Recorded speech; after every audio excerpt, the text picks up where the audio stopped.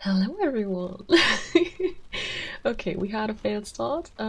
It's like too many things to check, guys. I had to set things up before the stream and I was short on time, so the usual scuff intensified. But yeah, we're gonna be doing an SCP reading stream today in ASMR style. I'm gonna be reading all the things on the page, everything there is. And yeah, if I recognize something we have read before, I will skip it, but my memory is terrible, so don't count on me knowing which one it was. And yeah, feel free to suggest SCPs you want me to read, either in chat or in Discord, I don't care. But if you do it in Discord, please do ASMR suggestions, because I'm not gonna be opening any other Discord channels. But yeah, preferably in chat, to be honest. I think that's a little bit easier. Okay, then without further ado, we are starting today with SCP-073. So that's the item number. Object Class Euclid. Special Containment Procedures. SCP-073 is to be kept in a 2-room cell furnished with all non-organic furniture and items and a bathroom. Sounds very human to me. Subject is allowed to freely wander the facility and eat in the main canteen.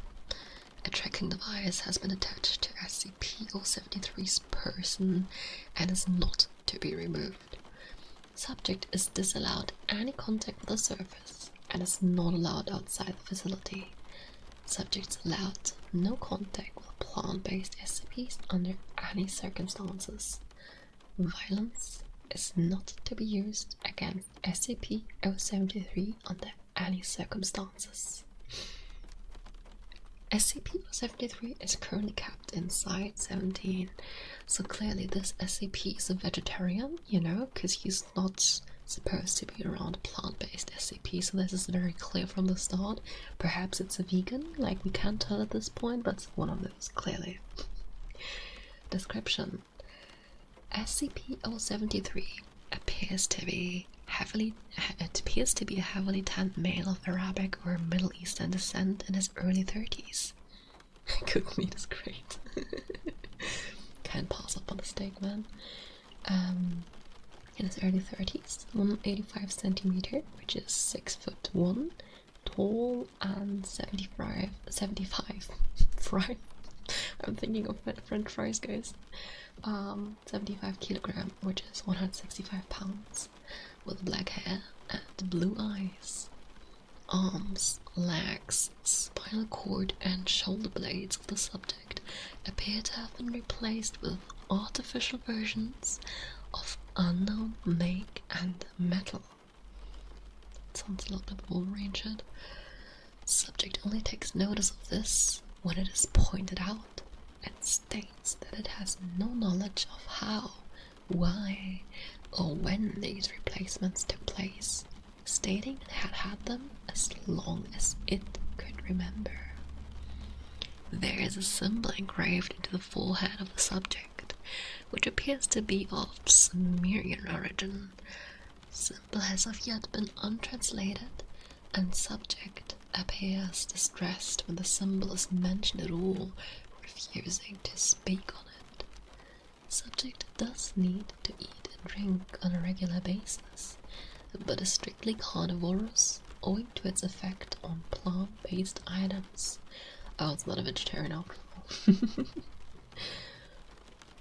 SCP-073, who refers to itself as K, is generally polite and genial? What the fuck is genial? I've never seen that word before.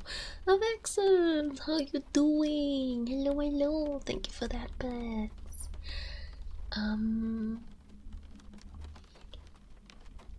Okay, it's generally denial. I, you know, that sounds more like something I can work with. What the fuck is genial? Genial? Genial? Probably genial. Polite and genial to all who speak to it, though it has been described as being cold and somewhat mechanical in its speech. I do not know what they are talking about. Okay, I need to actually put my mouse where I'm stopping. I keep losing track where I am.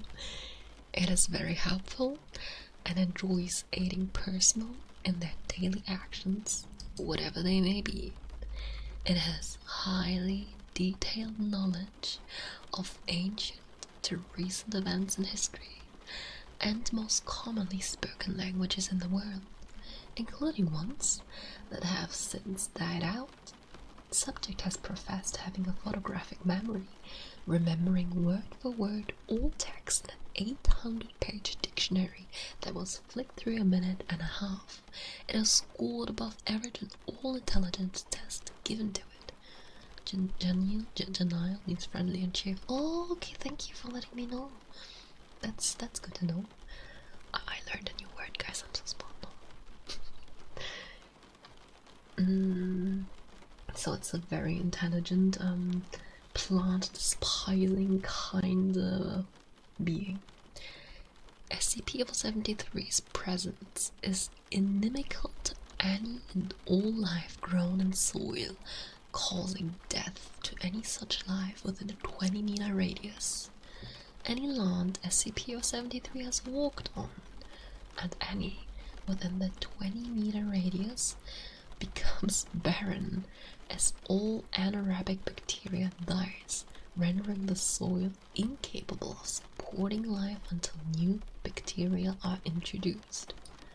Not gonna lie, when I read becomes barren, I read becomes harem. That's why I had to laugh.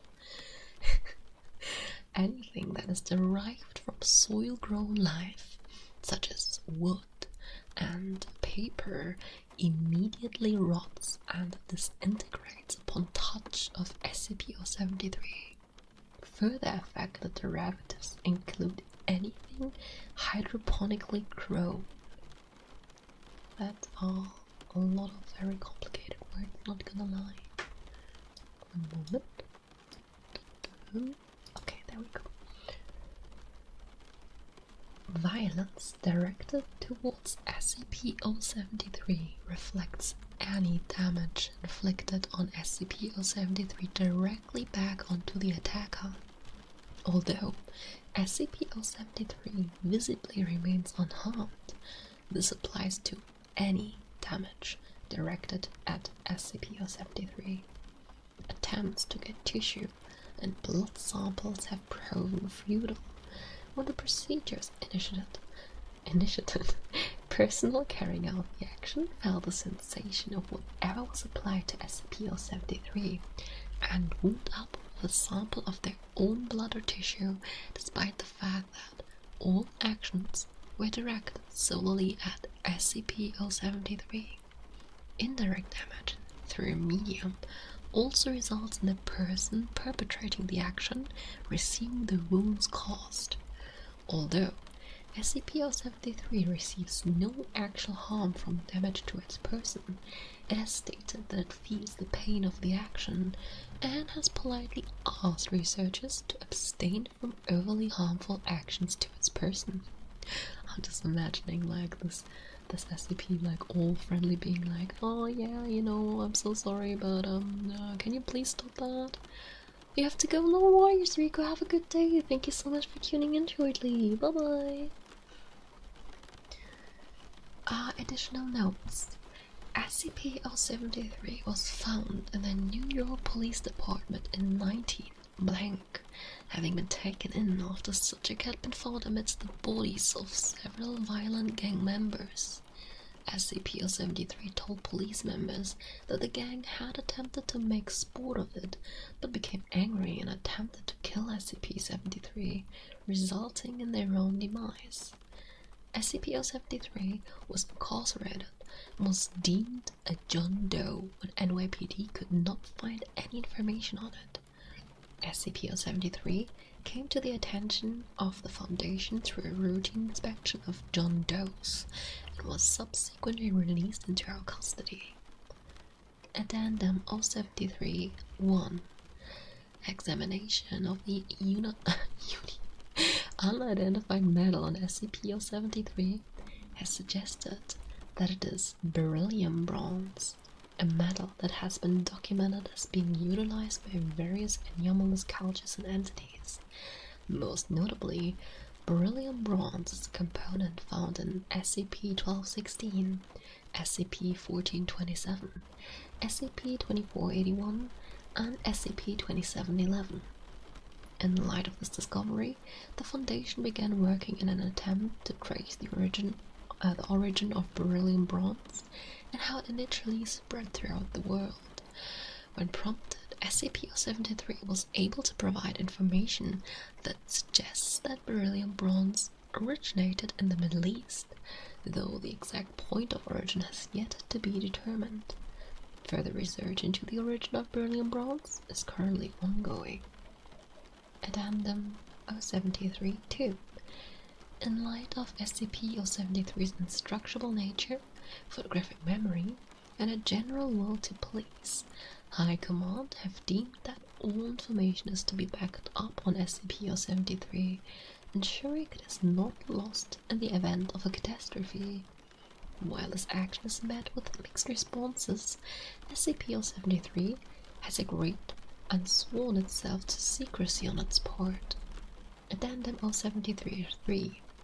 When information concerning SCP-076 was brought to the attention of SCP-073 for backing up, subject showed familiarity with the information, although was disinclined to adding to it, despite the fact that it stated that it already knew all about SCP-076.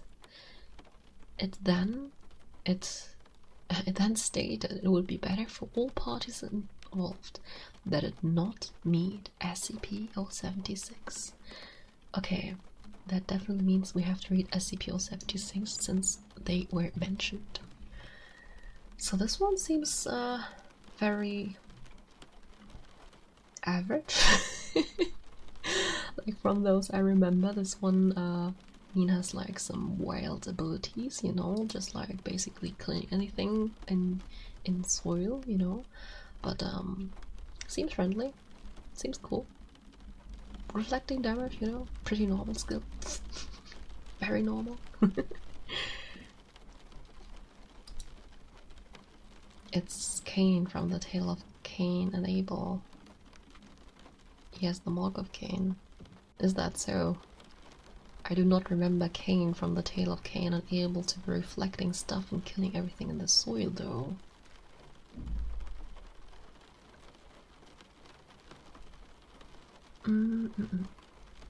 Let me hydrate before I start the next one.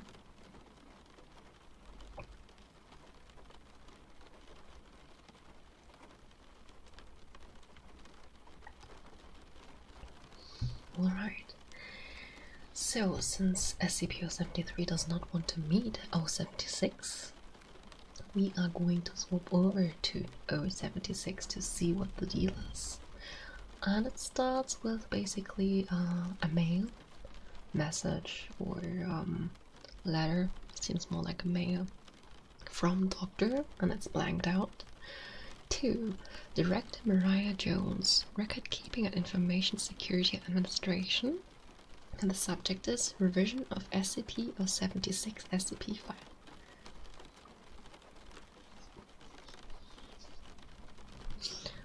Blank. I have to go on record as saying that I seriously object to the proposed revisions of the SCP-076 Special Containment Procedure file. I know that Redact All Important Stuff already claims it's a security risk, but you and I both know just top brass trying to sweep their biggest and most embarrassing mistake ever under the damn rock. Omega-7 happened. It existed.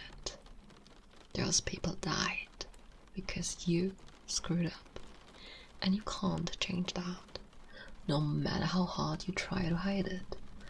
For God's sake, man, those people guarding him deserve to know exactly what he is and what he did, what we did, how we fucked up so they know better. Blank. early SCPs up to survival things. Oh, I see. Hi, Run Rick. How you doing? Yes, I'm doing SCP lore. We are currently reading SCP-076. So that's the item number. I'm just skipping that. I keep saying the number. You don't have to, hear the item once more. Object classes: Keter. Special containment procedures. Containment area 25B is to be located 200 meters below sea level, tunneled out of solid bedrock in a seismologically stable area. Sole access to the containment facility is to be through a vertical elevator shaft separated every 50 meters with a reinforced blast door constructed of 20 centimeter thick material shielding. Elevator shaft shall be flooded with seawater when not in use. Containment Area 25B is to be constructed with the following components: an outer security perimeter against outside threats, staffed by security personnel trained in close quarter battle and counter-intrusion tactics. Holy shit, that's a lot. An administrative and support area consisting of support facilities and living quarters for on-site personnel. By the way, they shorten this with ASA. Maybe this gets mentioned more often, so just mentioning again. Administrative and support area is ASA. A primary containment zone, PCZ, consisting of a 7-meter cube encased in 1.5 meters of reinforced material. PCZ is to be designed to be flooded and drained as needed, and should remain filled with seawater unless access to content is required. Lastly, a 150-meter killing corridor, which is to be the sole access to the PCZ from the ASA, including water, power, drainage, and ventilation lights. The walls and floor of the corridor are to be reinforced in a similar manner to the PCZ, with the addition of an electric deterrent system capable of delivering a 20,000 volt shock. That is a lot. That is a lot. Hi there, Zeal. How are you doing? How's your day been? A security station located at the entrance to the killing corridor is to be staffed with no fewer than 3 armed security personnel on watch at any one point in time. Armament is to include, but not be limited to, at least one blank CIW system on a pintle mount with a clear line of sight down the corridor, with a plexiglass screen to protect the operator from thrown weapons. In the event of a full breach, all on-site staff are to proceed immediately to the closest security station for weapons and armor distribution. Staff will remain at Alert Condition 1 until SCP-076-2 is confirmed neutralized. So they're talking about a second one technically. Should 90 minutes pass after declaration of full breach, not bleach, watching too much anime, declaration of full breach without a stand-down order being given by level 4 or higher personnel, final contingency measures will be activated, flooding the entire facility in seawater, and sealing off the access shaft for a minimum of 24 hours before retrieval is attempted. This will, by necessity, result in the deaths of all on-site staff, and it's a sacrifice I'm willing to make. Description: SCP-076 consists of 2 components, so that's where the number 2 comes from. A stone cube, which is SCP-076-1, and a humanoid entity contained within, which is SCP-076-2. SCP-076-1 is a 3-meter cube made of black, speckled metamorphic stone. All surfaces outside and within SCP-076-1 are covered in deeply engraved patterns corresponding to no known civilizations. Radioisotope analysis indicates that the object is approximately 10,000 years old. The door is located on one side, sealed with a lock 0.5 meter in width, meter in width, surrounded by 20 smaller locks in a circular pattern.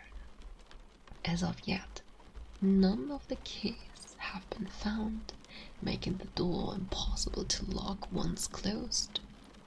Interior temperature is approximately 93 Kelvin and cannot be altered by any means, internal or external.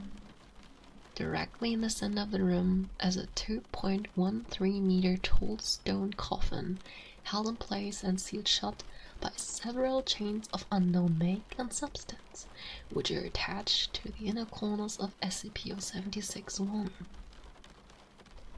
SCP-076-2 resembles a lean Semitic human male in his late 20s. Hair is black and eyes are gray. Skin tone olive. Subject is 1.96 meters in height and 81.65 kilograms in weight. Numerous tattoos depicting arcane and occult iconography are present all over the body, mostly in the form of leering demonic faces, and ranges from subtle to openly ostentatious. Subject, when encased inside SCP-076-1, is technically dead. However, occasionally SCP-076-2 will awaken, effectively reanimating, complete with all vital processes needed to sustain a living human being. Subject will then attempt to leave SCP-076-1. If successful, subject will enter a trance state and seek out the nearest human being, ignoring all other living things in the process. Upon coming into contact with living humans, SCP-076-2 will enter a rage state in which it attempts to engage and kill all human beings encountered. To date, only the subject's death has been shown to be effective in ending these rampages. Terminating SCP-076-2 is often problematic due to its significant physical abilities. Subject has superhuman strength and speed, and although not invulnerable, has shown a remarkable ability to ignore pain and shock, pressing on despite what would be debilitating wounds in normal humans. Prior encounters have shown that SCP-076-2 has the ability to, among other things, 1. Rip through a reinforced steel security door over the course of 4 minutes of sustained assault. 2. Clear over 64 meters of distance in under 3 seconds. 3. Tack multiple 1.50 caliber BMG rounds to the head and survive for several minutes to continue killing despite severe damage to the cerebellum. 4. Sword handgun and assault rifle caliber bullets out of the air with a length of steel rebar. 5. Survive for over 1 hour deprived of oxygen before finally oh holy shit, how do you pronounce this word? Asphyxiating? You know what I mean, right? And lastly, SCP-076-2's most unusual ability, however, is its ability to apparently materialize bladed weapons out of nowhere. Slow motion video footage reveals that the blades in question are actually pulled from a miniature dimensional rift described as a small hole in space. Where this portal leads is unknown, as is how SCP-076-2 is capable of generating sad rifts. Footage of the blades in question shows them to be made out of completely non-reflective black material, appearing as a black void in space. As the blades rapidly vanish after leaving the subject's possessions, no structural analysis is possible at this time. SCP-076-2 has effectively been killed several times in various manners. Sustained fire from multiple heavy-caliber machine guns, asphyxiation, crushed beneath a 13.6 metric ton piece of elevator equipment for use on SCP-076-1, cremation through the use of thermal TH3 grenade placed directly inside SCP-076-2's open chest cavity. During the worst breach to date, Containment Area 25, which previously housed SCP-076, was forced to detonate its on-site warhead as a last attempt to contain SCP-076-2 while it was attempting to escape, resulting in total destruction of the site and all on-site personnel. SCP-076-1 survived. Upon death, SCP-076-2 remains will putrefy rapidly until reduced to dust. SCP-076-1 and the coffin within will then slam shut with great force, and the lock will rotate, sealing it shut. SCP-076-2 will then reform within the coffin, the process taking anywhere from 6 hours to 25 years. What posthumous analysis of SCP-076-2 exists shows that it has an internal system highly different from our own, documented in data expunged. Additional, SCP-076 was found in blank Mongolia in 18 blank by archaeologists from England. All members of the expedition were subsequently killed on the return voyage home. SCP-076 was recovered from the ship blank by the Blank Society, one of the organizations that later merged into the modern Global Occult Coalition, and placed on display in their inner sanctum. SCP-076 remained in storage for blank years, until SCP-076-2 became active and escaped on date is blank. The reason for SCP-076 activation is currently unknown, but it was at this point that the keys to the outer shell were lost. A massive manhunt lasting over 3 years and blank took place until SCP-076-2 was incapacitated by blank, killing it and causing it to reform inside SCP-076-1. By then, retrieved and secured by agents of the SCP Foundation. Subject was in custody for 3 more years under constant supervision and was terminated whenever it became active, although it occasionally was able to escape for short periods of time, often due to security breaches caused by attacks from other organizations. The Foundation's death toll due to this was data expunged. After the last incident, the current procedures regarding SCP-076 were implemented, although they are upgraded regularly with increased in technological standards. I honestly have no idea still what the relation to 73 is. There is an addendum to read. The addendum is called Project Able and Mobile Task Force Omega 7. It's quite short, so let's read that. Wait, is it? Wait.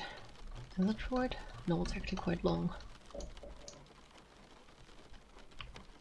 That's actually quite long.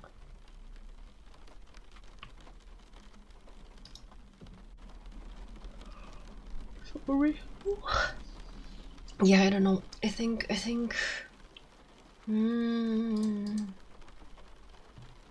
like on the one hand, I want to know the relation between these two, but on the other hand, not so sure. But let me hydrate. When I like read that much, I really need to stay hydrated.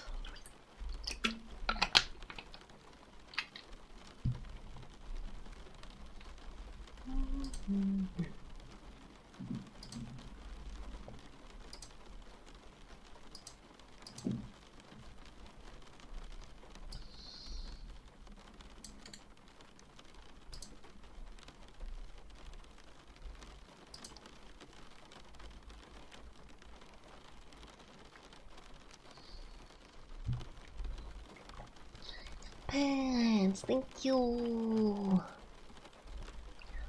Thank you.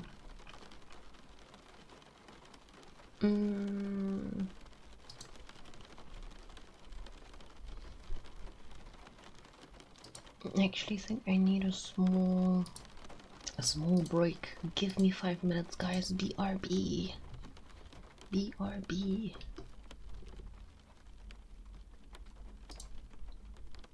That did not work. Why is my button not working? Oh well, be right back.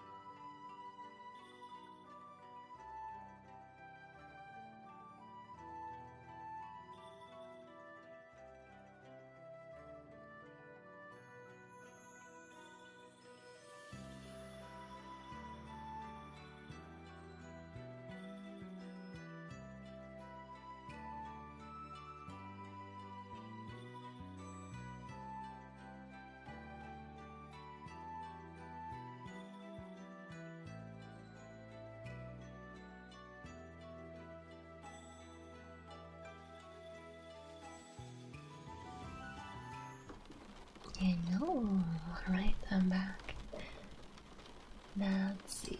And what other SCPs did you want me to read? 1591.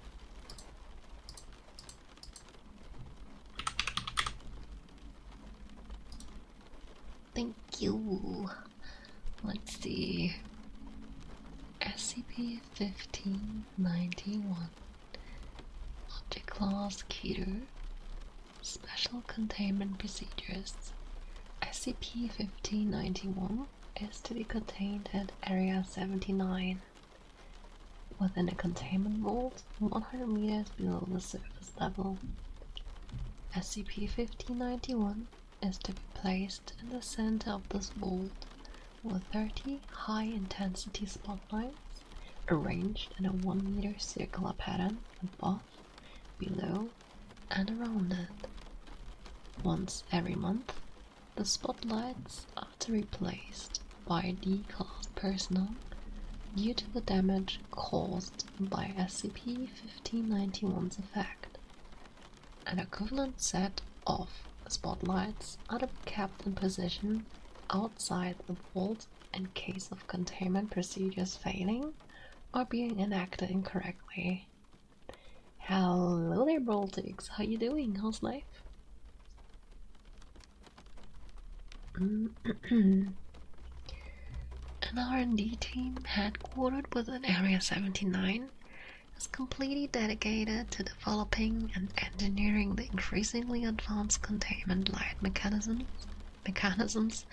and maintaining the electrical infrastructure necessary to continue SCP-1591's containment.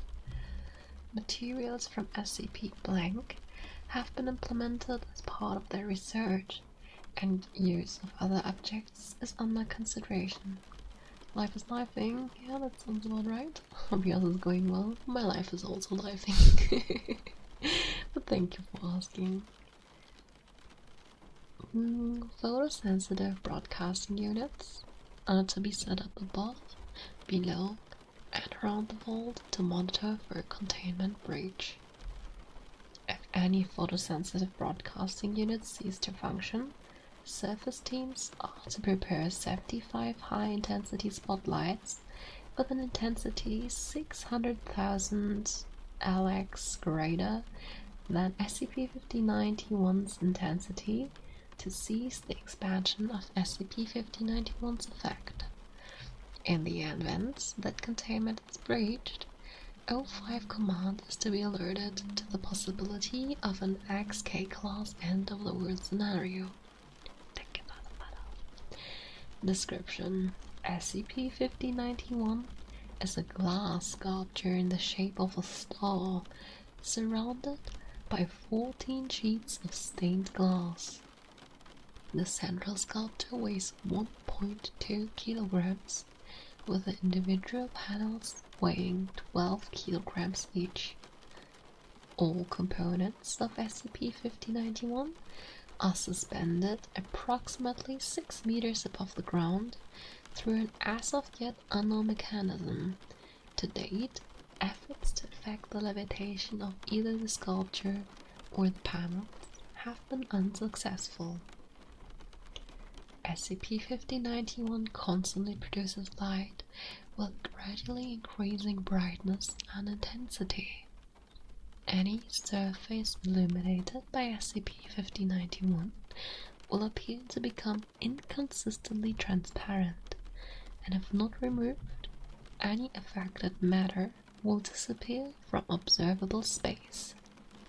Non-solid matter that makes contact with light produced by SCP-1591 will begin to rapidly decrease in temperature until it takes on a solid form. SCP-1591 is immune to its own effect.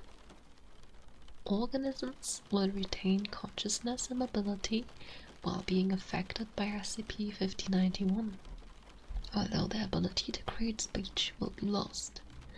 Affected organisms will usually react in a panicked manner, attempting to flee from SCP-1591's light as quickly as possible.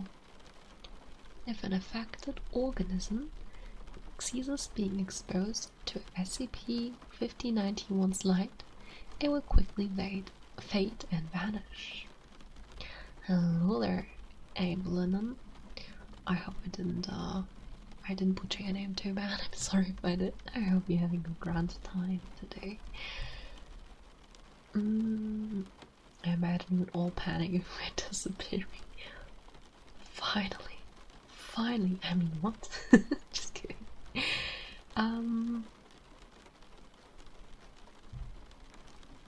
Further research of this effect has been inhibited by the continued destruction of observational equipment. Though, you know what question I have? It's sad, like liquids get basically frozen, right? Like that's basically what it comes down to. The temperature decreases until it takes solid form. But what about liquids that cannot freeze or do not have a solid state? What happens to that? Further research and perspective, we had that.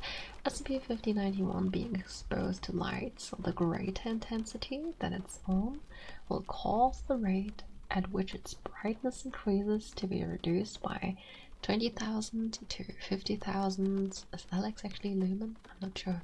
Every 24 hours. The intensity of the light produced by SCP-5091 does not decrease over distance. Good question, like liquid nitrogen maybe? No.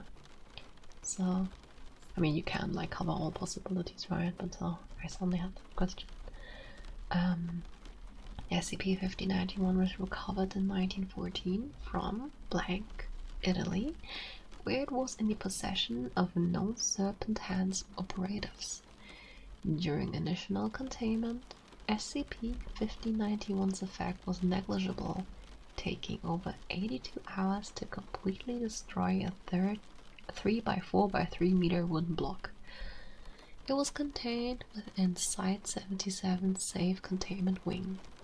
Focusing light on SCP-5091 was discovered to prevent its effect from spreading.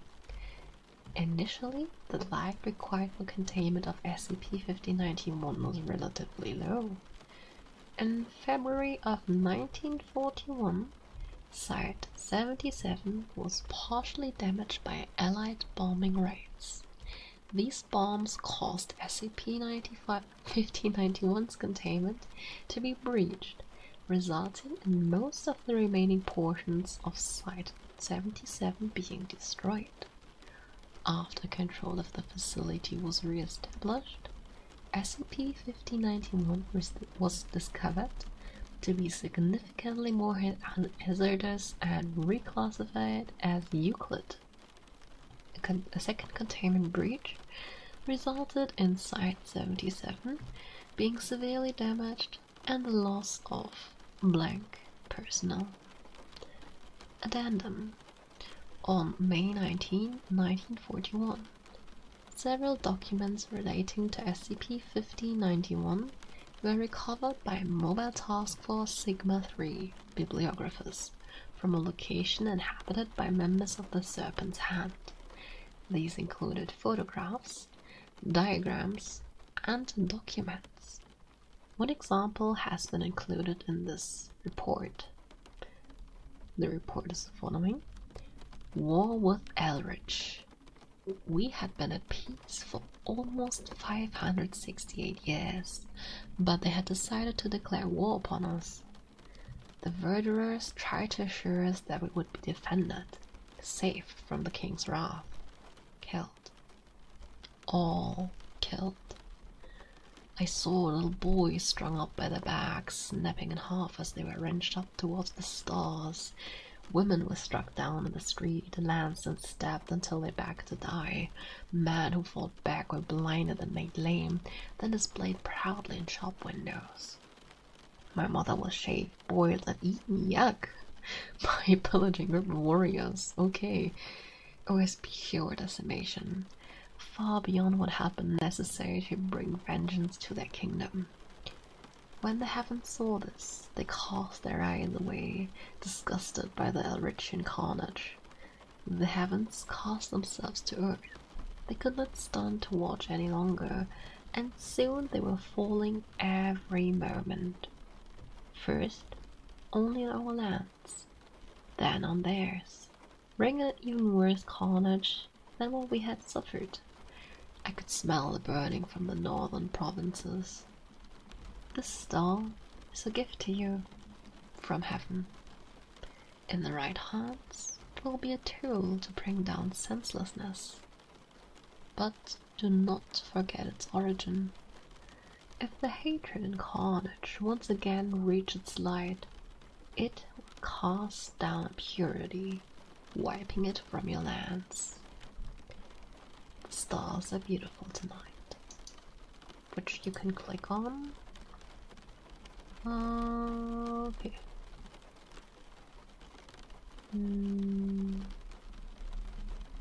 The Wanderer's Library leads to something else. Okay, that was an interesting one. That is an interesting one.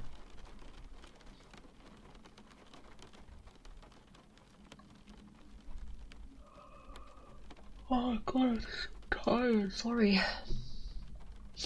Okay.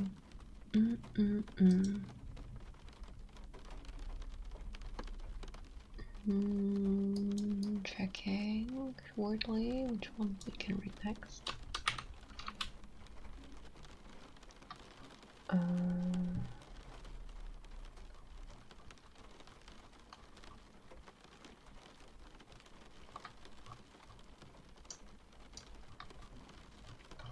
Oh, okay, that's what you meant with any of these.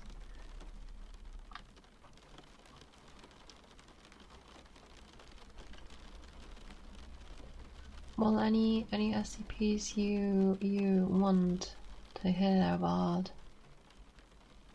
Because I've been like following what you suggested on Discord, Grandma, and appears the one is like many entries. SCP-123. Let's see. 1, 2, 3.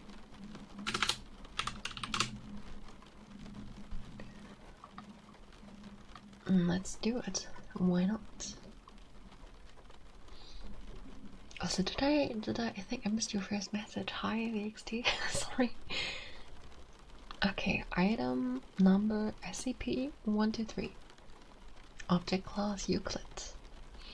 Special containment procedures. SCP-123 is to be held in a secured facility and is to be securely fastened to the top of a sturdy table by use of straps, chains, a net, or similar device. Absolutely no hooks shall be fastened to the device. The object and table should be centrally. Oh, let me mute real quick.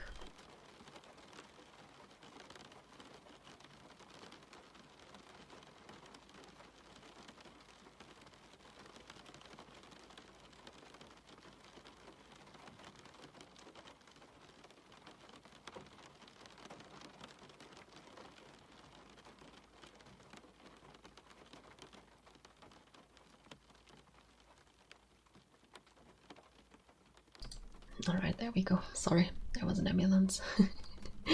I wanted to make sure it's not too loud for you guys. Alright, the object and table. Also, hi Scenery! How you doing? Hope the weekend has been kinder to you than the week. The object and table should be centrally located in a room no smaller than 5 by 5 by 5 meters. No sensitive measuring device should be used within 100 meters of SCP-123, as their measurements will be noticeably affected. More significantly, absolutely no objects should be inserted into SCP-123 except under experimental conditions. I am so sure somebody inserted something in there that they shouldn't have. Transfer of SCP-123 shall be made with care, an effort made to prevent the object from being shaken or jerked with notable force.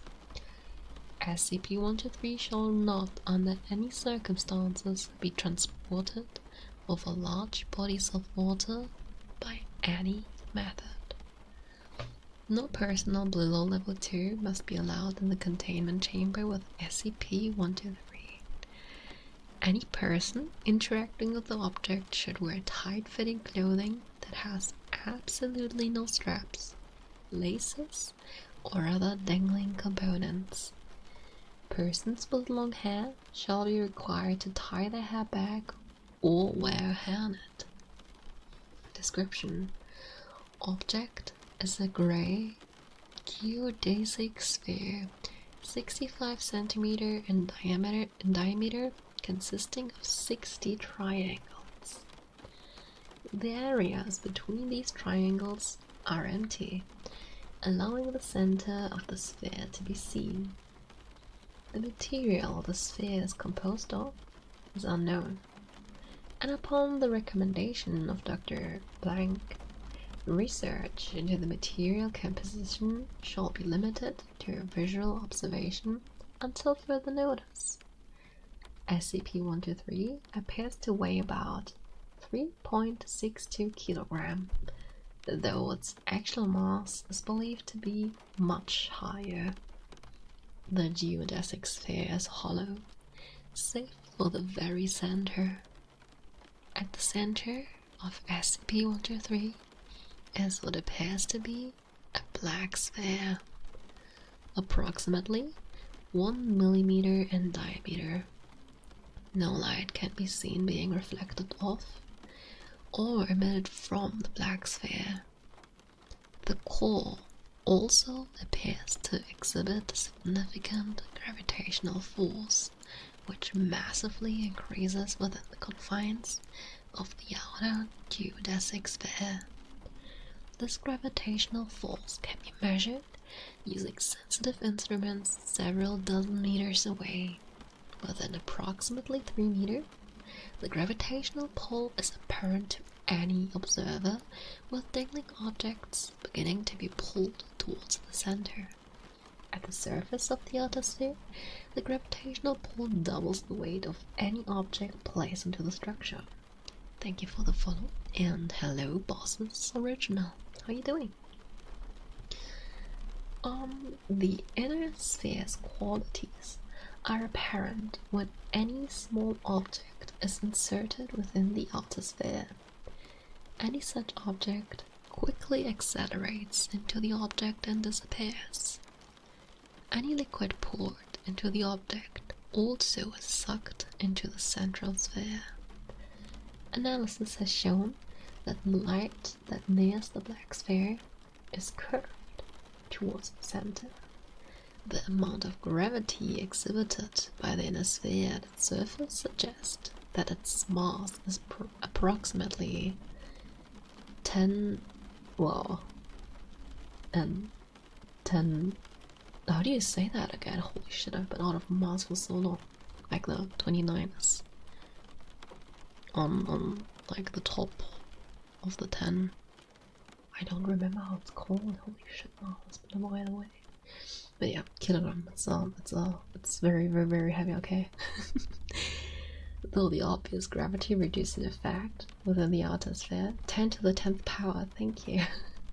But it's the 29th power. Was it then 10 to the 29th power?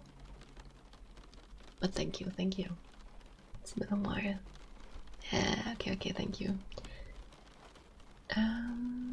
Though the obvious gravity reducing effect within the outer sphere means that its actual mass may actually far exceed even that. Note that such a mass would ordinarily imply a Schwarzschild radius in the order of 200 meters, weigh in excess of approximate 0.5 millimeters actually observed, which can be considered further testament to the outer sphere's gravity dampening qualities. Gases are affected by the gravity of SCP-123, and the atmosphere pressure at its surface has been measured at 205 kPa. However, Gases are unable to penetrate the area between the triangles of the outer geodesic sphere. The reason for this is currently unknown and is currently being studied. It should be noted that the outer sphere and inner sphere appear to act as one. Whenever the outer sphere is moved, the inner sphere follows. Further research is suggested into the nature of this relationship. Addendum SCP-123-A. SCP-123 has been suggested as a disposal unit. The researcher currently in charge of SCP-123, Dr. Blank, is concerned about the structural integrity of the geodesic sphere.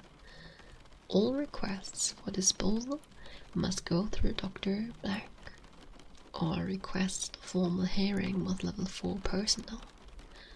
Until further notice, all interaction with SCP-123 is to be restricted to experimentation. Command personnel agree that further research is needed to understand the durability of the outer sphere. So basically, if you want to commit the perfect murder, you just have to like toss your murder weapon into SCP-123 so it disappears, right? You better aim well though. You better aim well. All the armor's gone. That one was interesting.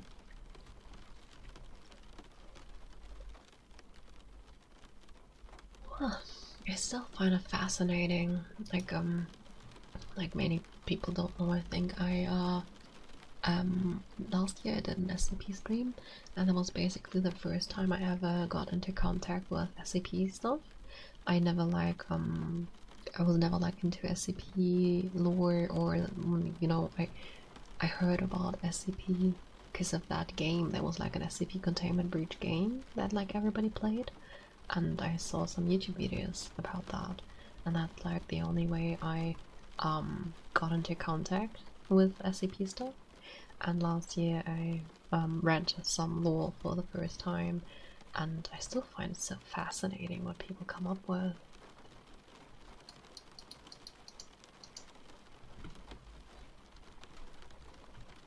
Okay, that was 1, 2, 3.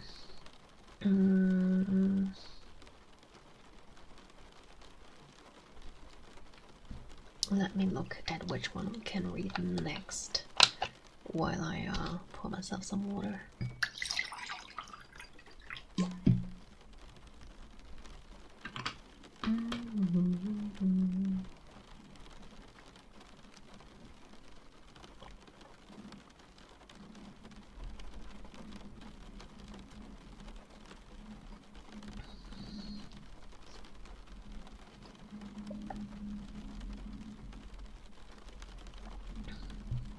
It's cool because the entire multiverse was slowly crafted by a bunch of people essentially yes-anding each other. It's all improved connects to each other. It's like a huge fanfic collaboration, you know? Okay, they do have like a shortest one. Okay, that was really short though. Short is very short.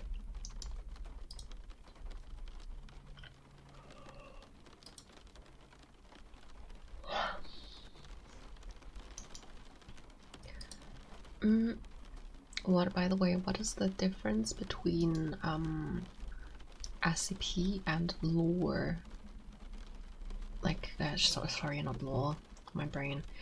Tales, like on the SCP wiki, and they have like SCPs listed, and they also have tales listed.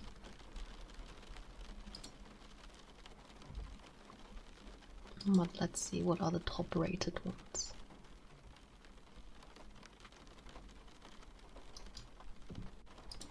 I'm gonna check which of those are like no K length. You move to Twitch? Alrighty, feel free to do that. Whatever is more comfortable for you. It's like situations that happen in the world. I think SCP-5000 is a tale. Oh, is that so?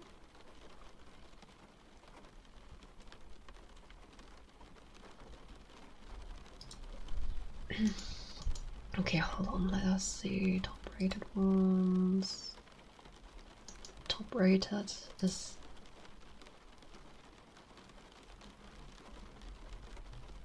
very low, so we're gonna skip that one.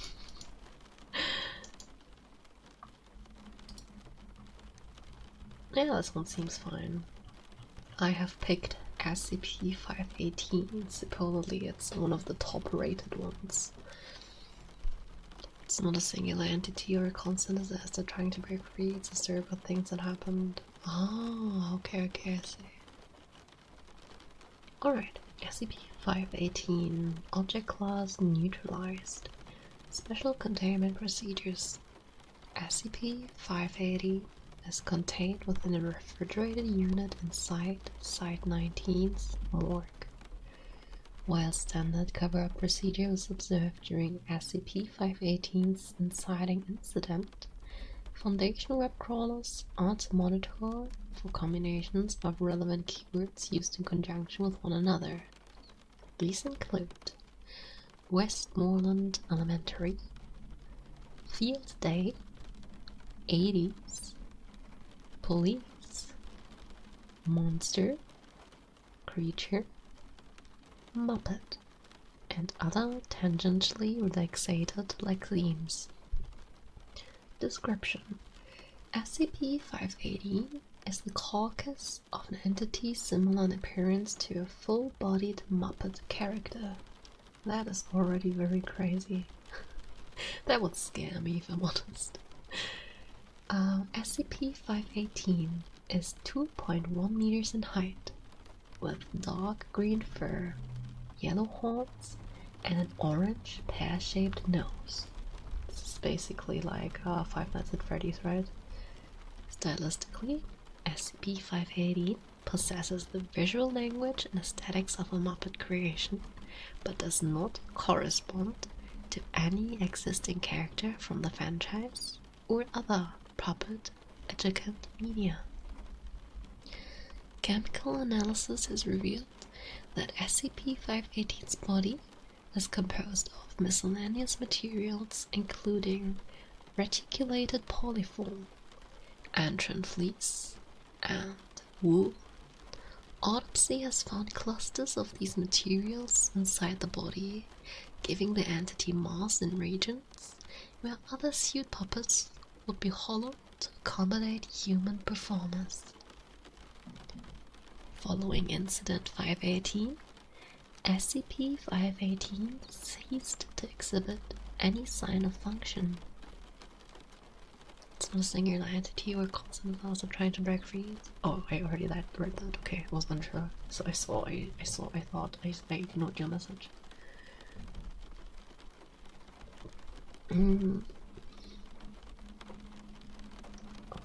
Hold on.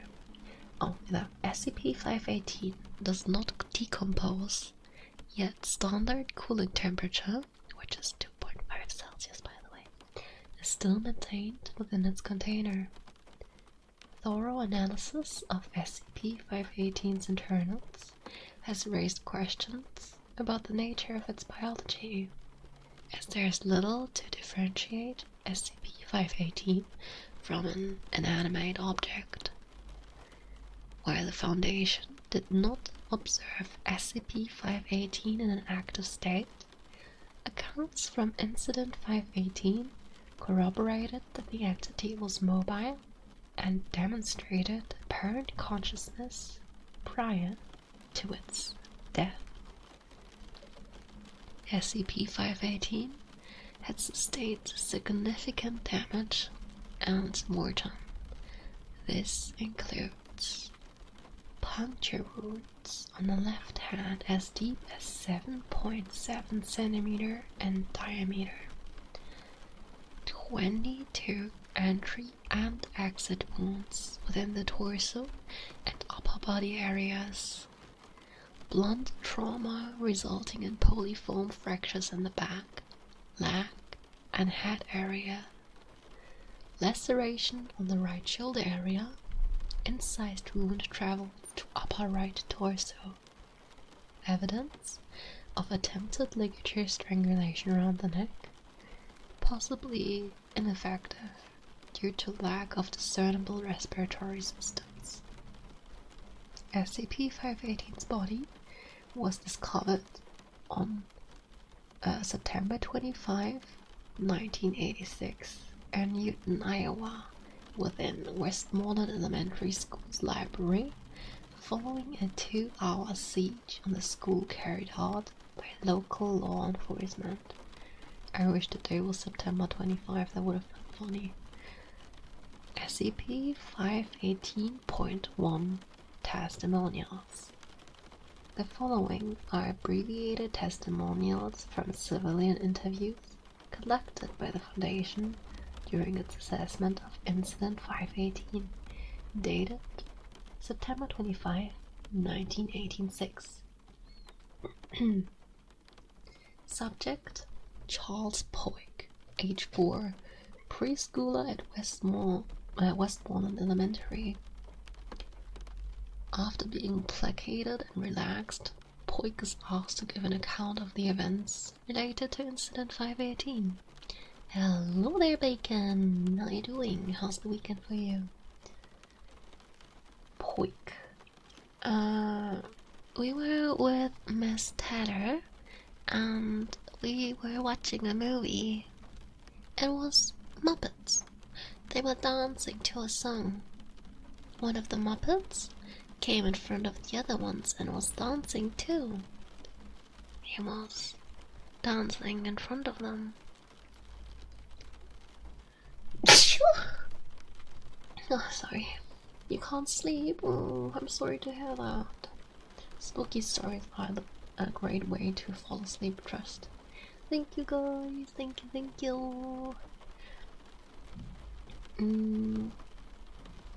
Thank you. The other ones were dancing, and then they stopped. The green one didn't stop. They looked angry at him, and then the green one stopped dancing. The green one just looked at them, and he looked at us, and then his hand came out of the TV. He came out of the TV. Boy becomes visibly angry, so he ran around, and he ran too. Everyone yelled like... I'm not gonna yell to the microphone, guys. It was scary. He was a bad monster. Subject: Sophia Teller, age 28, preschool teacher at Westmoreland Elementary. Teller: it was supposed to be a field day. Some classes were out, but we were waiting to be called. So I rolled in the TV and put something on for them. One of those maintenance guys had some stuff he recorded on tape, so I picked one of those. Never would I pick that. Never would I pick, like, a tape recorded by some random person I don't know. Imagine what it could be. Like, imagine you just turn on, some random TV, some maintenance guy, recorded, and then you're showing your entire class of preschoolers some porn or some shit. Like, bro, what the fuck? I would never do that. Sweet jelly, sweet Coke. That even works. Okay, but back to the story. Muppets. They like the Muppets. I like the Muppets. I'm doing my planner, and all of a sudden I hear them screaming, and I look up and there's a fucking guy in a Muppet costume in my classroom. I don't know how they got there. It makes no sense. I jumped and I grabbed the hole punch and threw it at him. Probably made things worse, but I had no clue what was happening. I just started screaming at the kids to run. We ran out the class. Subject: Isabel Nunes, age 9, 3rd grader at Westmoreland Elementary. I was waiting to use the bathroom, and they all came running out of the class, and this guy in a green guy in a costume is chasing them. I didn't even know what to think. I thought it was a game they were playing. I don't think it was chasing them because they ran one way and then the guy ran away from them. And then down the hall where I was making like a cartoon voice sound. Like, okay, I'm supposed to growl. Roar! Sorry. Teachers started looking out of the classrooms and they started yelling, and there was so much happening. I felt like I needed to do something, but I was so scared. I mean, you're 9 years old, of course you're not doing anything. Subject: Marcus Slauson. Marcus Slauson, there we go. Age 45, gym teacher at Westmoreland Elementary. I tackled the fucker. I knew something was wrong instantly. Kids running around and teachers shouting for help, and I was in the halls, so I tackled the fucking thing. I tried pulling the mask off the suit, but he managed to knock me off and he ran down the hall. I have no fucking clue what this guy was doing or how he even got in, but I wanted to make sure he wasn't making it out. So this guy runs into the library and I grab one of those big encyclopedias near the entrance and I chuck it at his head. Goes down instantly. Kids are screaming, the teachers in there are screaming, so I yell, "Hey, help me. I need help restraining this guy." Subject: Christine Lokowski, age 58, 8th grade teacher at Westmoreland Elementary. We all started kicking the shit out of this guy, for lack of a better word. Mark was on top of him, just punching him. I was in the library too, so I joined in. I knew instantly that this guy was doing something he shouldn't have been. I needed to protect my kids. That was my first priority. So I grabbed a chair and just pumped him with it. Julia and Leonard came over. They joined in. We're all just beating on this guy. I don't know if he was like a pedophile or what, but he shouldn't have been in the school. I had a pencil in my pocket and I just stabbed him with it. Only thing I could think of. It went like right through the hand, like, and gestures at the puncturing wound, just so you know. Subject: Julia House, age 37, 5th grade teacher at Westmoreland Elementary. I jumped right into action. I pulled a bookcase down on him, crushed him. He's still wiggling around, trying to get out, but he was crushed under there. Pokes his head out. I grab the shawl that I have on. Gestures. This one. And I wrap it around the neck of the costume and I'm just trying to strangle the guy. And I wrap it around the neck of the costume and I'm just... Oh, I read the line's voice, I'm sorry. Get him to pass out or something. The kids, I think it was a first grade class in there, they were in tears, freaked the hell out, but I had to stop him somehow. This was a very, very large man, and I don't know what he was capable of. He did not pass out. He got back up and then, Leonard got him in the shoulder with a pair of scissors. I'm sorry, but what? I know, right? Like, I don't care what kind of thing you think you have, but like, several people are apparently, you know, putting this guy into submission, and now this woman is trying to strangle the guy. Like, I don't know, call the cops maybe. I totally understand, you know, trying to make sure he doesn't do anything, but yeah, I just tried to strangle him. Like, what? I am so confused. Subject: Harry von Horton, age 27, Newton, Iowa, law enforcement officer. Oh, we finally have a law enforcement officer here. Horton, we thought it was a joke at first. Guy in a costume running around the school. Or the tailor thought that he was making a confession. What do you mean? I constantly do that to people, you know? We weren't even going to go, but the chief said, no, you better send someone out there. So we did. Thank God. We went inside and they had this guy cornered in the library. He locked himself in a little personal bathroom in there and they couldn't get in.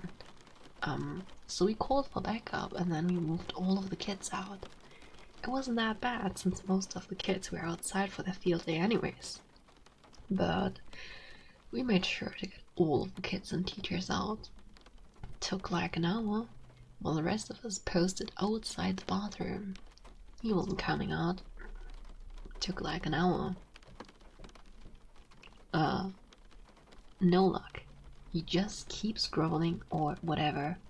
There's clearly something wrong with him.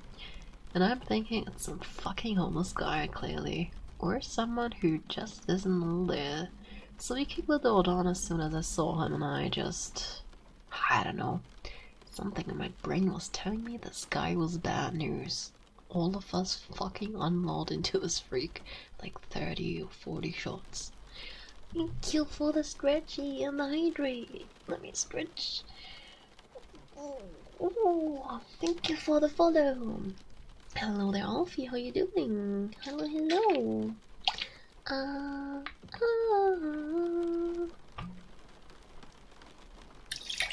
Sounds about right. Good, thanks. You. I'm doing quite alright. Thank you for asking. I'm gonna finish reading this and then I'm gonna grab some more water because I already drank everything. But we still got a tiny bit. Subject: Sarah Bowens, age 5, kindergarten student at Westmoreland Elementary. Bowens: I saw them beating the monster up. How did that make you feel? Good. Why? He was bad.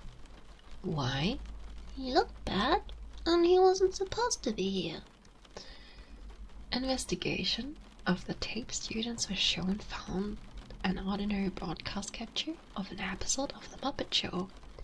There are no on-screen resemblances to SCP-518. Holy shit, that emote is fucking scary.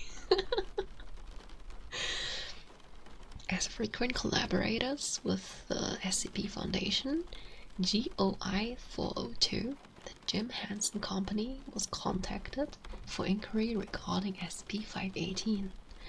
A liaison between the two organizations vehemently denied prior knowledge of SCP-518 and expressed a disdain for several aesthetic elements on the entity itself, citing poor craftsmanship and a lack of personality. A study attempting to find compulsory effects related to SCP-518, specifically its ontological or moral perception when viewed, has yielded no discernible results. Several Foundation medical examiners and pathologists have nonetheless displayed unusually callous handling of SCP-518's body during post-mortem analysis. That one was crazy. What the fuck? A Muppet SCP wrecking havoc. Holy shit. That's actually really interesting. I like this one. I don't know, I really like this one. It was so weird. Alright, I'm gonna fetch some more water, guys, and feel free to suggest the next SCP. Otherwise I'm just gonna pick one of the top rated ones that we haven't done yet. BRB, guys.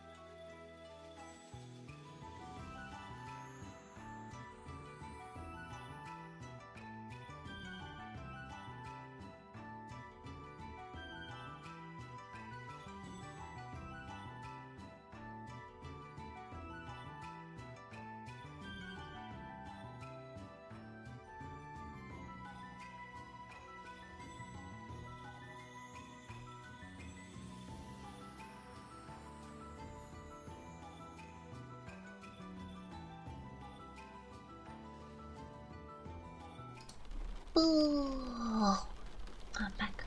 I'm back. I'm back. Alright. Thank you. Thank you for the follow. Okay, so.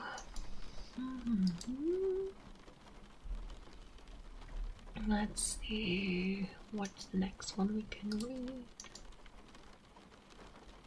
I'm looking at stuff that's not like extremely long, you know. And this one is quite short actually. Let's try. What's the next one we're reading as SCP 1377, object class decommissioned. Special containment procedures. The Brazilian branch of the SCP Foundation is to thoroughly monitor all news outlets for any potential mentions of SCP-1377. In the event that SCP-1377 re-emerges and civilian unrest reaches or exceeds the level of the previous manifestation, Mobile Task Force Brand New Day is to be dispatched throughout the national territory, while Operation Sunlight is initiated once more in a joint effort with the Department of Continuity. Description: SCP-1377 was an anomalous pathology of unknown origin that circulated within the Federative Republic of Brazil during March 2021. It would dematerialize an individual's physical form before confining consciousness within their shadow, with the effects extending to any individual who came into direct contact with it.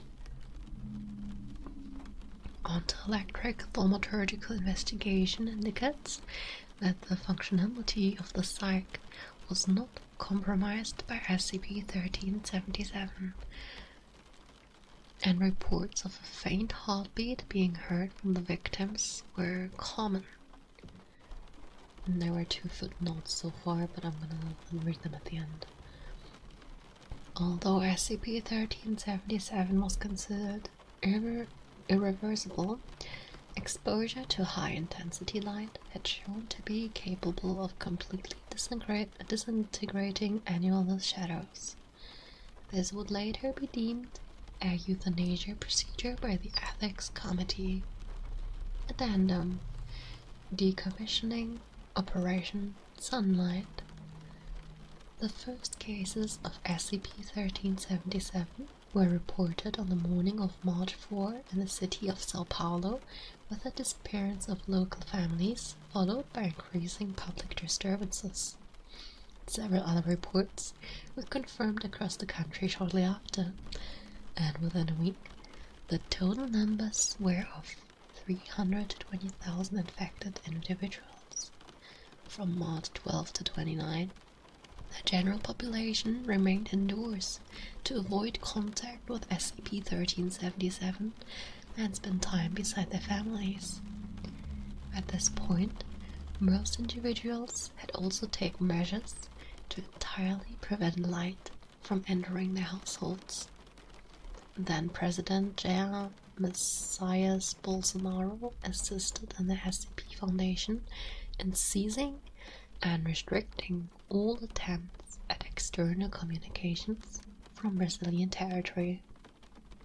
Due to the escalating economic complications for the United States arising from this behavior, particularly the disruption of food exports and the concurrent destabilization of the Brazilian people, the SCP Foundation developed Operation Sunlight to neutralize the threat within the country. The operation consisted of the following measures: creation of SCP-1377-1, a series of high-intensity luminous spheres augmented through thaumaturgical means.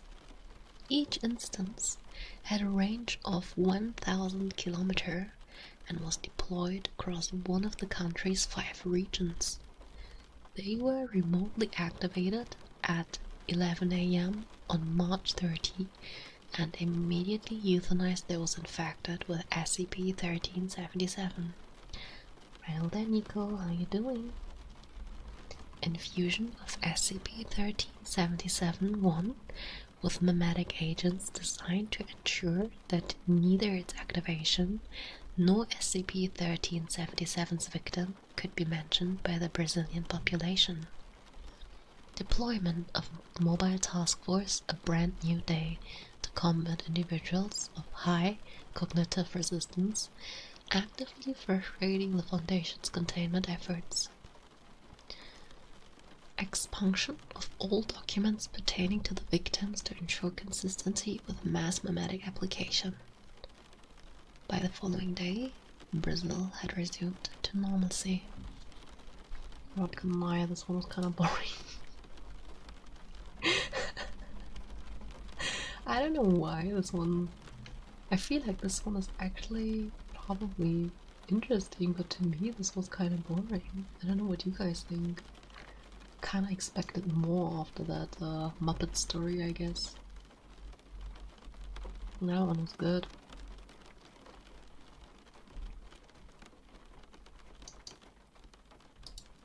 You can like all of them, right?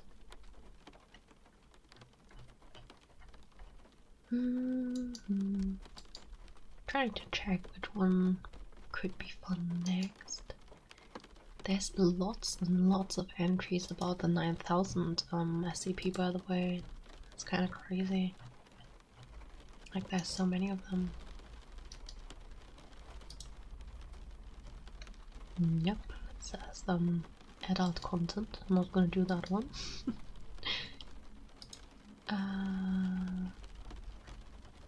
If you guys have any suggestions, it's a 9000 series contest. Ah, okay. Was there like one original 9000 old stories based upon, or were they just like, let's go, we have contest, and it ended up being 9000?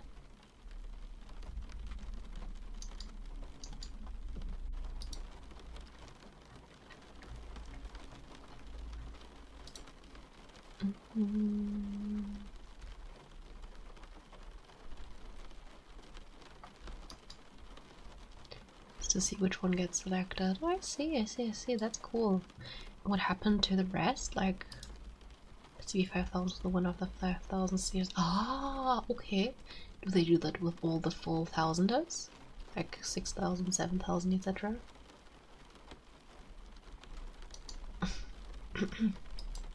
Is that rain in the background? That's absolutely correct. That is rain in the background. Like rain that basically hits a window, you know, that's the sound it's supposed to sound like. So hello, hope you're having a good day. I think I'll think at different numbers. I see. I thought it was like it wasn't because of that. Alright, let's try SCP-2303. Maybe that's good. I'm not sure. Hard back to you as well, Nico. So SCP-2303 is Object Class Euclid. Special Containment Procedures. SCP-2303 is suspended within a specialized polymer-sealed containment unit equipped with 6 electromagnetic generators to prevent surface contact.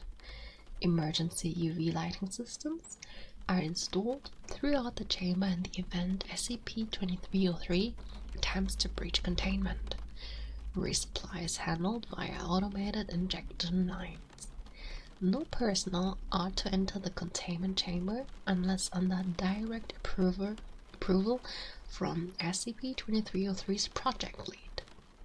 In such cases, hazmat suits with UV shielding and full decontamination cycles are mandatory. Any attempts at communication are to be reported immediately. You knew what's the spinny wheel in the corner? We're not doing that today. I forgot to turn it off, if I'm honest. But you can spend 200 bits to spin the wheel, and usually I will do one of the triggers then that pops up. I do also have ASMR triggers you can use usually for channel points. Like if you type !menu in the chat, you will see a list of ASMR triggers. Those are basically all channel points ones, and the one you see in the spinning wheel are basically like special ones that aren't part of the menu, and except for heartbeats, I think. I'm not so sure, but those are unique, and those are 200 bits a spin.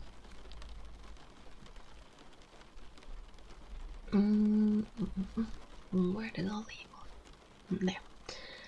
Any attempts at communication are to be reported immediately.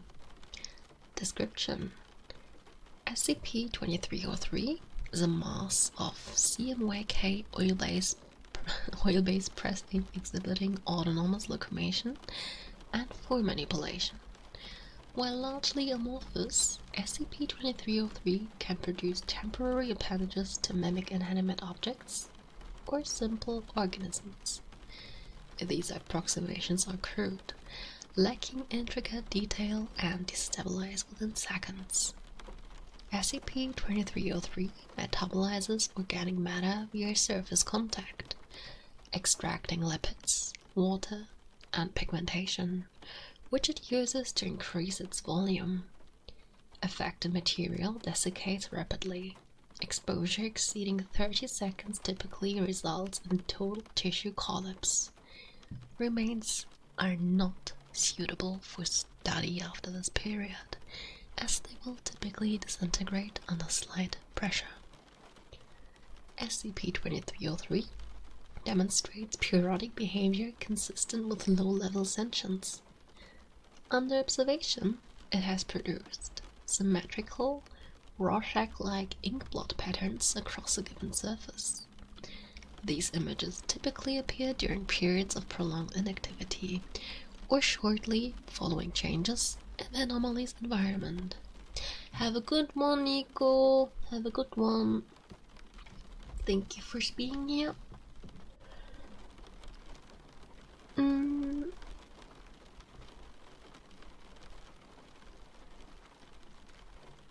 Interpretations of these images remain inconclusive. Person report vague familiarity with the formations, likening them to faces, fragments of text, or interior spaces they are unable to identify. Initial discovery occurred on February 14, 2025 in Charleston, West Virginia. That must be a very new one. A 43-year-old male was admitted to a local hospital with extreme dermal trauma and depigmentation of the upper extremities and face. Subject was unresponsive at the time of recovery and expired less than 3 hours after admission. Autopsy revealed total lipid depletion and epidermal pigment loss. Affected samples extracted from the subject dissolved upon contact with the air. Recovery teams investigating the subject's residence noticed a large ink stain on the floor of an office space, which was roughly human in outline. A trail of ink led to the subject's bathroom, after which SCP-2303 was discovered, having begun to infiltrate the building's plumbing systems. Addendum 2303-1. Since containment, SCP-2303 has produced the following unprovoked inkblot pattern: a distorted humanoid silhouette, the lower body pooled and dispersing. Hi Trent, how you doing? Interwoven loops terminating in frayed lines, suggestive of unraveling fibers. A central void surrounded by jagged, erratic spatter, roughly shaped like a seated figure. Sister Jill, how's your day? I'm doing quite alright, what about you, bro? A central void surrounded by jagged... I read that. Erratic spatter, roughly shaped like a seated figure.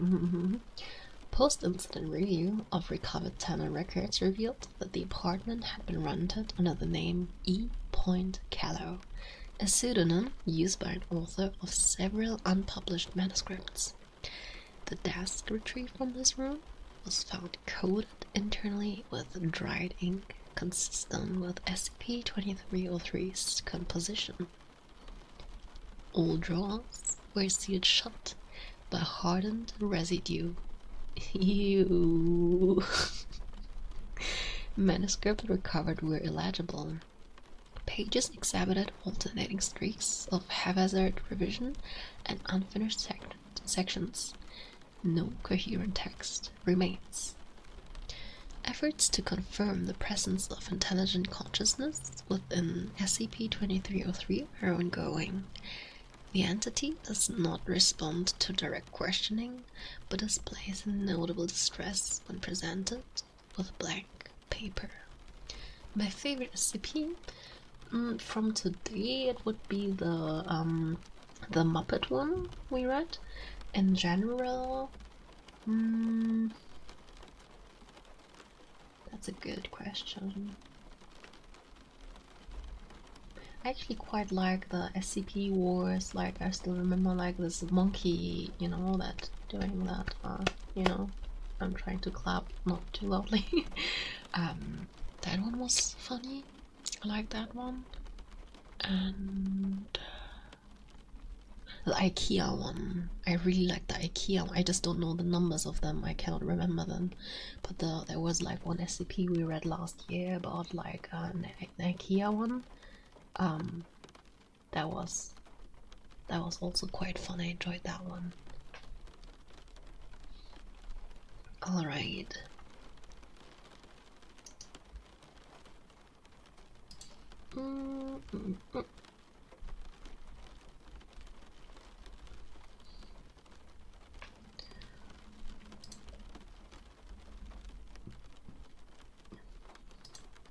What's yours? I saw earlier in the chat some people said SCP-5000. Trying to find a different one. The ones I looked at the top right one weren't that interesting. Hello there, Otto. How you doing? How's life treating you?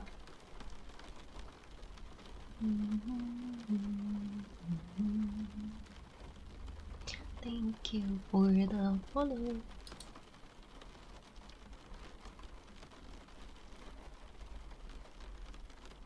Oh, no. Trying to find one. Actually, you know what I'm gonna do? I'm just gonna do a random number. I'm sure it's gonna exist, right? Okay, that's really short. Hold on.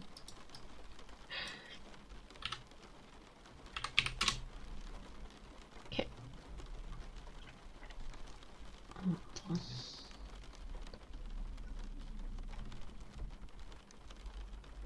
I'm just gonna read this one, guys. This one is SCP-380. I have absolutely no idea if this one is good. I just thought it was funny to just use a random number. This one is object class safe, so I'm really interested to see if it's kind of special or not. You know, if it's safe. Can't be that special, right? Special containment procedures. SCP-318 is to be kept in the center of a chamber at least 5 meters by 8 meters by 5 meters, resting on a hydraulic lift to allow examination of the underside of the device. The door to this chamber is to be kept locked at all times, with access codes available to N-Level 3 or higher staff, with access by personnel of Level 2 clearance or below, requiring approval from at least one Level 4 staff member. Instances of SCP-318-1 are to be kept completely ruined except during testing and stored in secure item storage. Unrolling or communicating with SCP-318-1 is prohibited outside testing, and all personnel interacting with the SCP-318-1 are to be subjected to regular psychiatric evaluations until at least 1 month after the most recent interaction. That does not sound very safe to me, if I'm honest to you. Description: SCP-318 appears similar to a small version of a crude rotary printing press, with a great deal of additional machinery attached at various locations. The device is composed primarily of a variety of hardwoods, with metallic parts made from brass, bronze, cast, or wrought iron, copper, steel, and aluminum. SCP-318 in its entirety is approximately 3.5 meters wide, 6 meters long, and 2 meters tall. A more complete physical description can be found in Addendum 31802. When a living human, or a human cadaver, has been dead less than 6 hours, is placed in the input box and the lid closed, SCP-318 activates using an undetermined power source. Cameras placed inside with test subjects have not been recovered, but video transmitted prior to the destruction shows data expunged.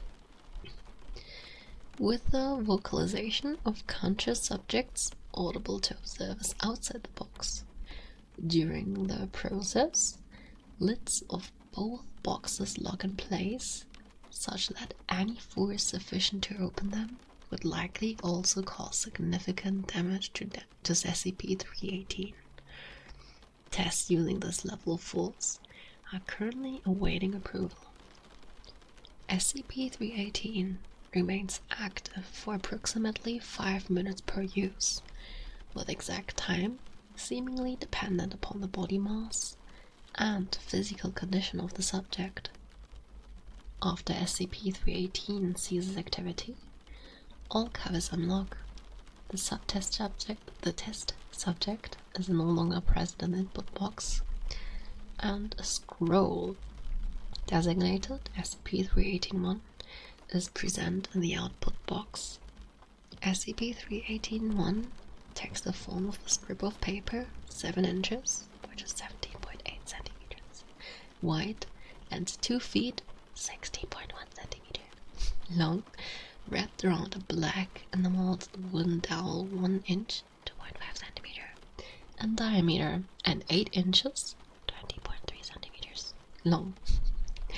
The dowel and paper appeared entirely normal, though testing reveals the presence of human DNA matching that of converted subject present in the paper. This scroll contains the memories and consciousness of the test subject, who is able to communicate when SCP-318 is at least partially unrolled by causing drawings and or writing to appear on the paper. These marks only appear on the side of the paper that faces inward when rolled up, and are generally consistent with the penmanship and artistic ability of the subject, though the quality of drawings improves markedly when SCP-318-1 can see what it is depicting. Subjects stored on instances of SCP-318-1 report the ability to feel the scroll as if it were their body, expressing a corresponding form of pain when the paper is cut, torn, burned, data expunged, or otherwise distressed. Significant damage appears to render SCP-318-1 inoperative in some way, as once the scroll is damaged beyond a certain extent, generally the compromise of at least blank percent of the paper surface, subjects are unresponsive and display no further activity. It is currently unknown whether this is because the copy of the subject has been destroyed, or because their mode of communication has been cut off. In addition, so long as SCP-318-1 is at least partially unrolled, subjects are apparently able to perceive the environment visually and orally with an acuity consistent with an average human adult. Requests for testing on blind and or deaf subjects are currently pending approval. Personas stored on instances of SCP-318-1 respond as would be expected from the original subject and have full access to the subject's memory as well as a complete memory of that time stored on SCP-318-1. Hi Delipman, I hope you're doing great. Oh, hi Blaze! How you doing? It's been a while, that's true. I'm doing okay-ish. I was sadly sick for quite a while, but I'm finally healthy again. Mostly, at least.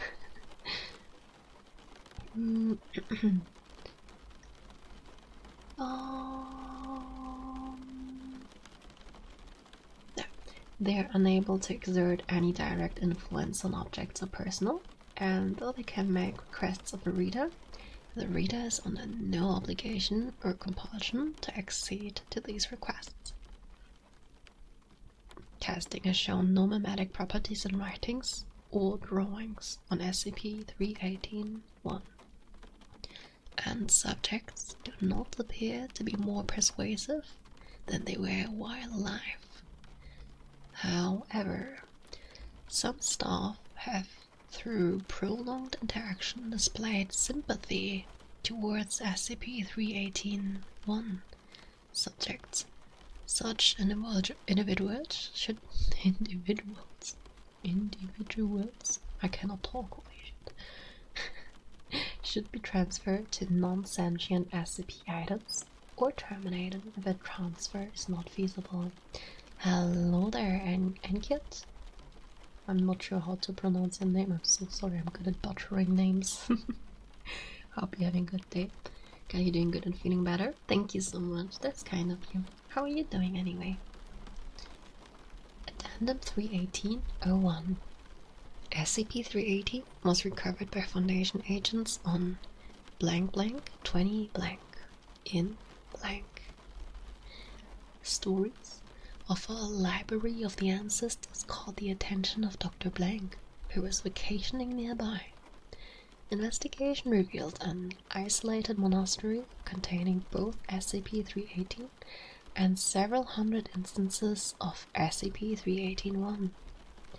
Both the press and the scrolls were taken into the Foundation custody, along with a number of other suspicious items, none of which have yet proven any malice. The monks questioned and terminated, and the monastery destroyed. Local news reports the following day reflected the accidental fire, which claimed the lives of all its inhabitants, as well as their extensive collection of antiques. Efforts are ongoing to determine whether any instances of SCP-318-1 remain in existence outside Foundation custody. You're doing great. I'm glad to hear it. That's good, that's good. I hope it stays that way. Let me sip some water.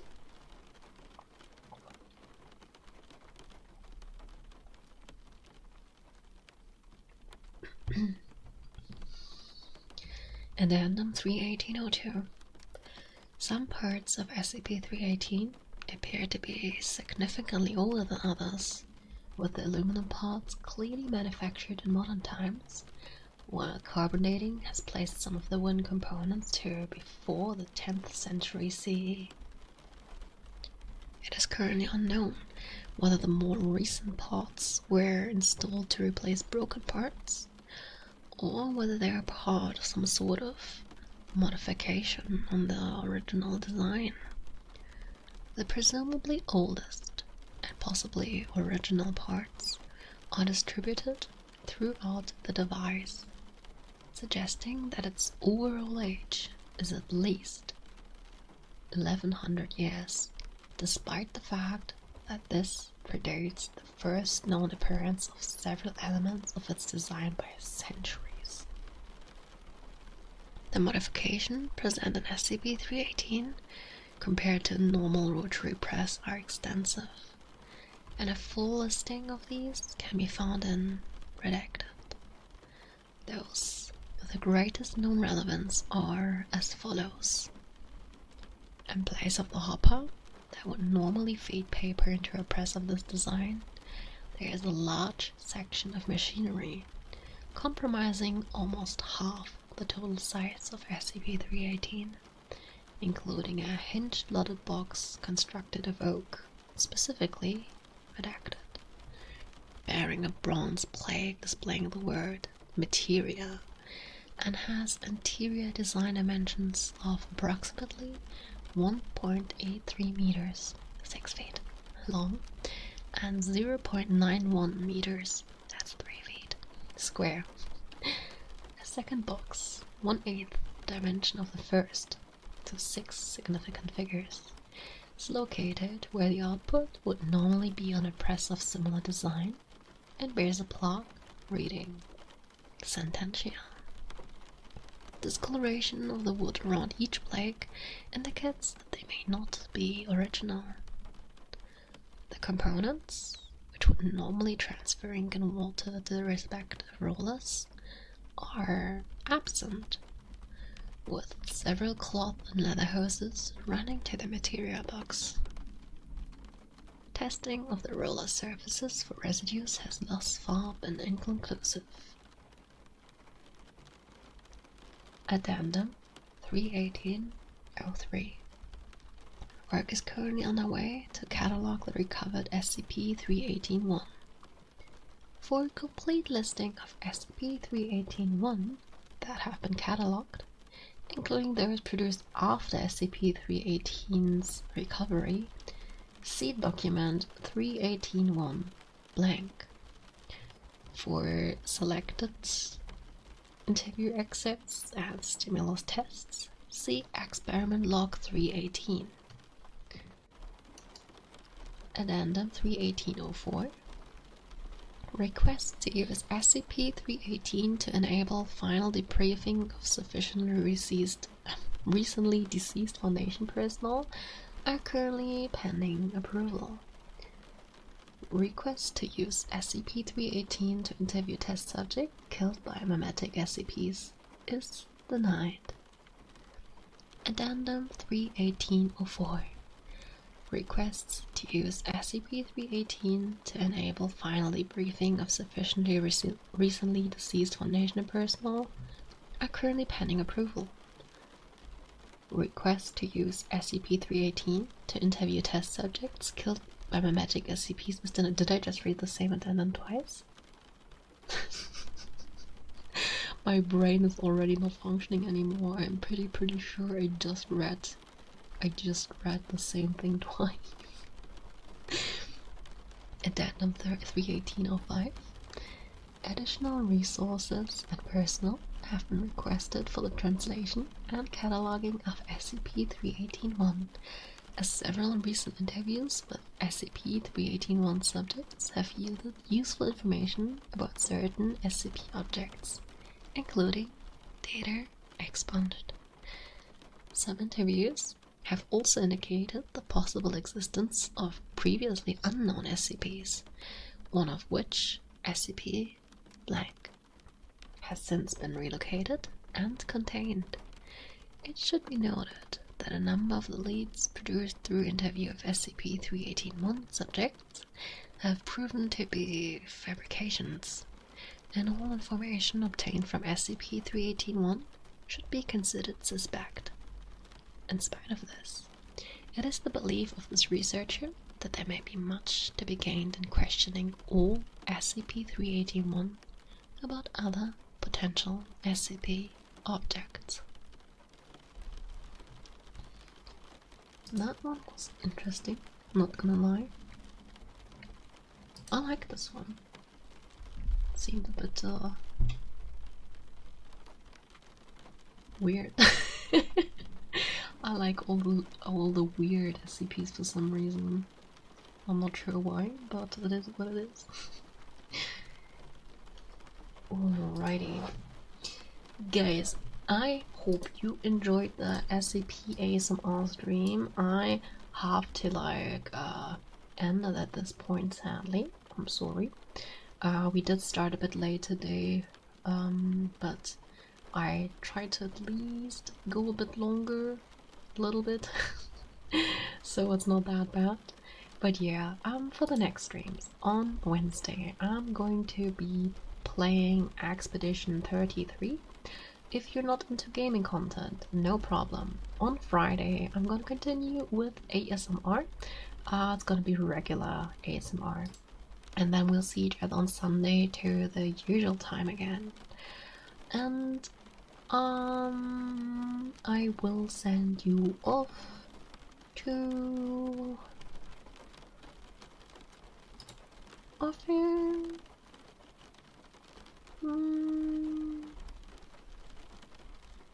I'll send you to Naja because I think they're having a birthday celebration. At least it looks like from the